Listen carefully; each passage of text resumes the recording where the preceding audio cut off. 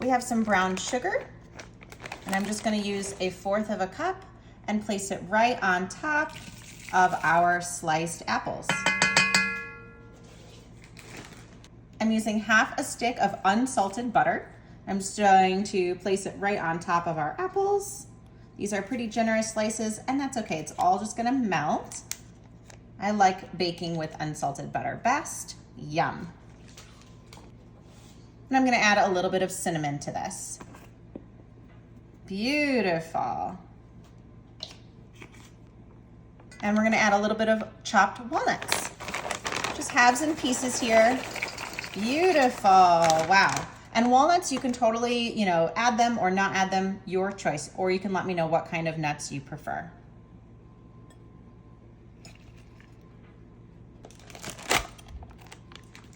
So that's 1 box of 8 ounces of Philadelphia cream cheese. I did let this soften. And we have some powdered sugar. I'm going to use about 1 cup, or whatever looks right and best for you. You can add more or less sugar if you prefer. I know some of you have said that you prefer your sweets a little less sweet, so you just use as much as you'd like for that. And I have some vanilla. Just gonna have a splash of that. I love the way vanilla smells so much, so good. Adding some nutmeg. Beautiful. A little bit of cloves. I love cloves. Smells so good. Some cinnamon. And of course, this is the season for pumpkin spice. So I'm gonna add a little bit of that. Delish. I'm also gonna add just a splash of our 1/2 and 1/2. You can use full creamer or just regular milk if you prefer, but I'm going 1/2 and 1/2 because that sure is a nice creamy option that I love. So let's get all of this mixed up together.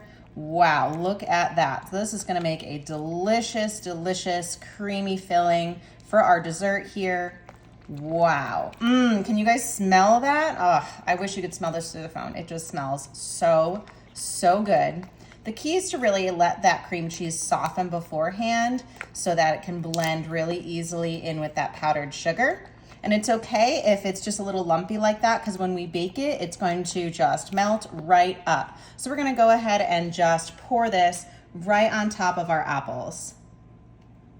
Wow, look at that, you guys. This looks good, it smells good. Wow, delightful.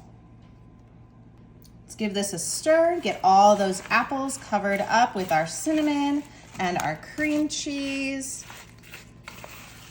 Wow. I love when apples bake, how tender they are and delicious and soft. Oof, yes. Okay, so now that all of our apples are covered with our delicious mixture, we're gonna add on top our Pillsbury rolls. So these are the special edition pumpkin rolls.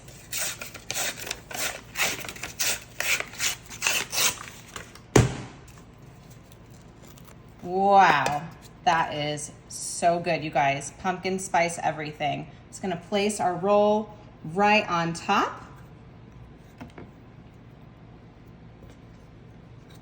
You could use regular cinnamon rolls if you want. I'm just going for that pumpkin spice because I think it's a great combination with our apples.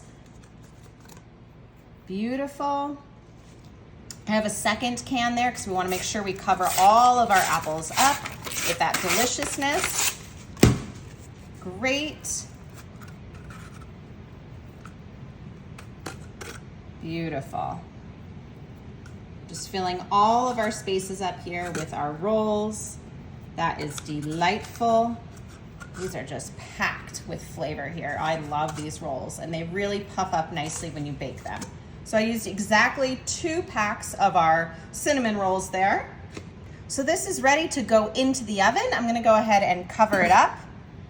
Our oven is set at 350 degrees, and we're gonna let it bake up. Okay, so this was in the oven for a total of about 30 minutes. I let it cook with the cover on for about 20 minutes, and then I took the cover off for the last 10 or so it could really get golden up there. So the rolls came with our cinnamon pumpkin spice frosting. We're gonna go ahead and give it a drizzle. Gorgeous. Wow, so delicious. We need this other side as well. Beautiful. Wow, that is scrumptious. Let's cut into this. I want to see those apples underneath. Okay, I'm gonna go right here. I'm just gonna cut around this entire, it's almost like a pull apart in one pot, right? Because you've got the individual cinnamon rolls and then you've got the apples.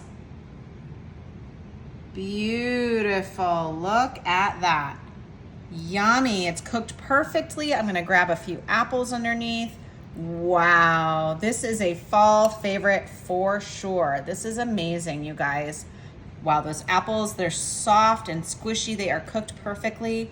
I actually think that the skins on the apples are the best part. I heard they're the most nutritious. You guys let me know if you prefer to bake your apples with or without the skins. I prefer with. So good.